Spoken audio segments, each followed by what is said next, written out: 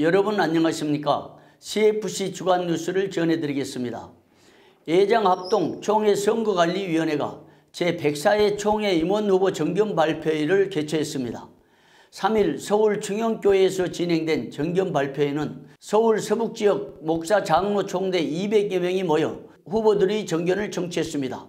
이날 해마다 관행으로 지급해온 정견 발표회 참석자 여비를 두고 선거 제도 개선이 시급하다는 여론이 일어나고 있습니다. 선거 공약을 듣기 위해서 참석한 총대들에게 여비와 식비를 선관위에서 제공하는 것은 불필요한 재정 낭비라는 지적입니다. 후보자들의 공약을 들으러 온 유권자들에게 1인당 식비 포함하여 6만 원씩 총 1,200여만 원을 지급하는 것은 선관위가 선거 규정을 위반한 행위라는 비판도 있습니다.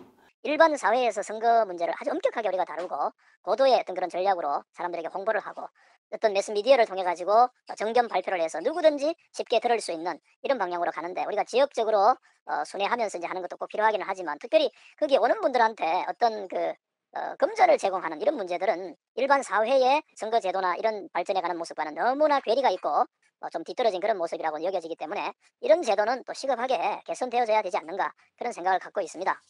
이런 식의 선거 제도보다는 후보들의 소신과 공약 및 비전 등을 알릴 수 있도록 매스미디어 시스템을 구축하여 후보자들 간의 토론, 질의응답 등을 통하여 공약을 유권자들에게 알리는 방식으로 개선해야 한다는 여론이 일어나고 있는 것입니다. 한편 제104회 총회 임원 후보 정견 발표회는 4일 반야울교회, 9일 대전중앙교회에서 갔습니다. 다음 소식입니다. 전국호남협의회가 제20회 정기총회 및 전국 호남인 대회를 개최하고 단합을 꾀했습니다. 이번 대회는 8월 29일 유성관광호텔에서 전국 각처에서 사역하고 있는 호남 출신 목사 장로 260여 명이 모여 진행되었습니다. 정기총회에서 대표회장으로 선출된 이상복 목사는 전국 호남협의회는 개혁신학을 확실하게 지키고 교단을 잘 섬기는 역할을 하겠다고 소감을 말했습니다. 우리 호남협의회는 개혁신학 확실하게 지켜가고 또 서로를 잘 섬기고 교단 총회 잘 섬겨서 한국교회 바르게 이끌어가는 데 앞장서겠습니다.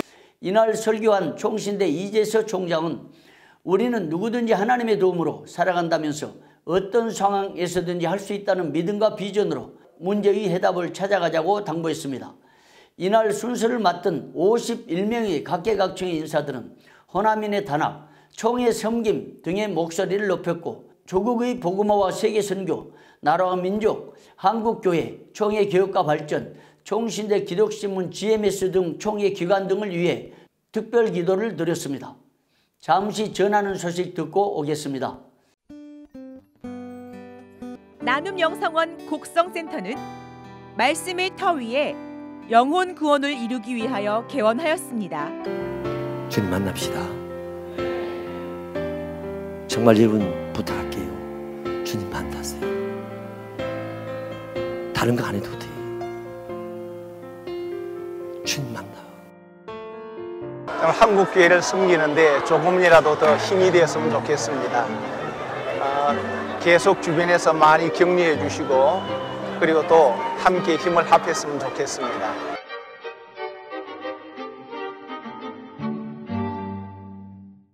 다음 소식입니다. 총회 언론 대책의 변화가 시급하다는 지적이 나왔습니다. 3일 서울 충영교에서 진행된 제104회 총회 임원 후보 정견 발표 현장에서 드러난 문제점을 두고 나온 말들입니다. 이날 선관위는 후보들의 정견을 들으러 온 총대들 200여 명에게는 친절하게 여비와 식비를 지급했습니다. 하지만 정견 발표 실황을 보도하기 위해 행사장을 찾아 취재와 보도를 위해 수고한 15명의 언론사 관계자에 대해서는 어떤 대책도 내놓지 않고 방치하여 빈축을 샀습니다. 총회 행사를 보도하여 홍보하는 언론사에 대한 홀대가 아니냐는 지적입니다.